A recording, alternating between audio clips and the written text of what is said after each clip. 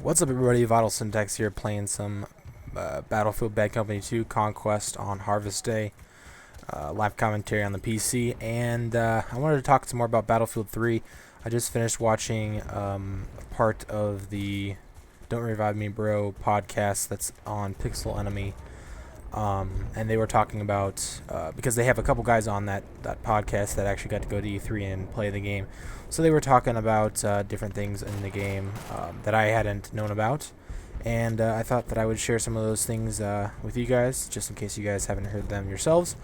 And the first thing is that I heard well, obviously the PC is going to have 64 players. That's been confirmed for multiplayer. But that 64-player cap is going to be in Conquest. It's not going to be in Rush. So Rush, even on the PC, is going to be limited to 32 players. And I didn't know that. I thought it was going to be 64 players in Rush 2. But now that I've thought about that a little bit more, it actually makes a lot of sense because Rush is very narrowed. There's usually one or two MCOM stations that everybody on one team is going for. So it's they're usually narrower maps, or the boundaries for the maps are put a little bit narrower than when you look at like Conquest maps. The Conquest maps are usually very, very open and usually have a lot more vehicles. So from a design standpoint, that actually makes sense. 32 players in Rush seems like totally plenty. I don't think that's gonna be a problem at all. But I thought I would share that. Another thing I heard is that the sides, so obviously one team's probably going to be like U.S. military and Marines or something. Another side's going to be like the Taliban, or I think they had some different name for it, but some type of like terrorist group or whatever. And I heard from on the Don't Revive Me podcast that there's going to be faction specific weapons, and now they haven't like confirm this, but from playing the demo that they had at E3, that's what these guys on the Don't Revive Me Bro podcast had figured out, because in the demo you were only allowed to use, like the M4, M16, I think the M249 SAW, so you were only allowed to use U.S. Military weapons, and then the opposing force, which was played by I think people that were over in Sweden, but I'm not really sure. But you weren't allowed to play on the opposing force, the Taliban side, I guess you'd call it. At the demo, you were only allowed to play on the U.S. Marines, and supposedly the Taliban type of force had, the AK-47, AK-74U.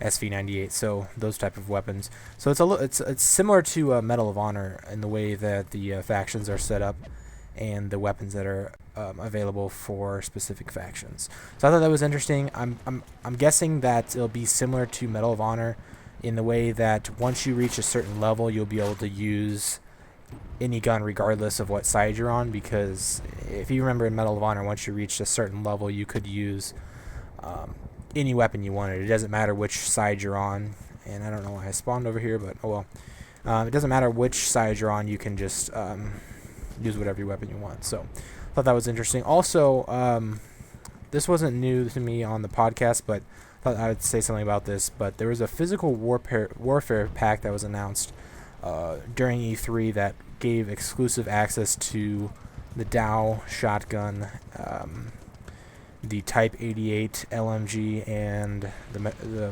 Vachette ammo for the shotgun, and a flash suppressor for one of the sniper rifles.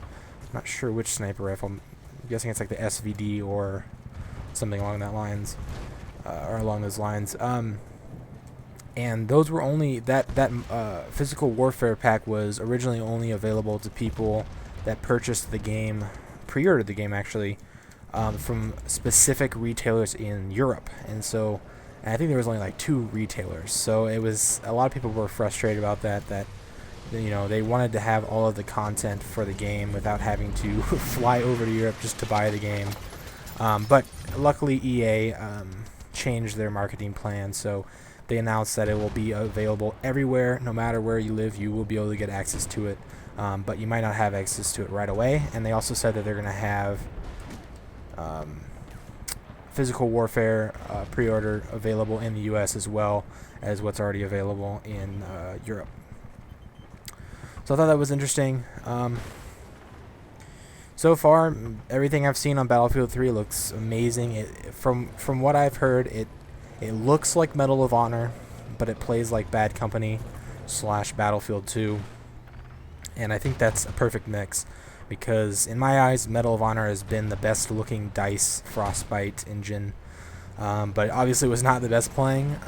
The terrible map design, really tight choke points, and the snipers amongst score change and a bunch of other problems made that game not very appealing. But when you mix in just the graphics and then bring Bad Company 2's gameplay and Battlefield 2's map size, I think that's going to be an amazing game, and I'm really looking forward to playing it. Also, I know they've already announced the open beta that will be in September. Hopefully it'll be early September, so we can have as much time for them to actually go back and tweak the game.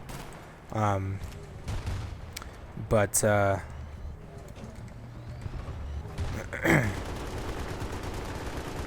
also there's a possibility, and I'm hoping for this, that there will be a closed beta as well for people who bought Medal of Honor, because they promised us with Medal of Honor that we would have access to the beta. So hopefully that will be a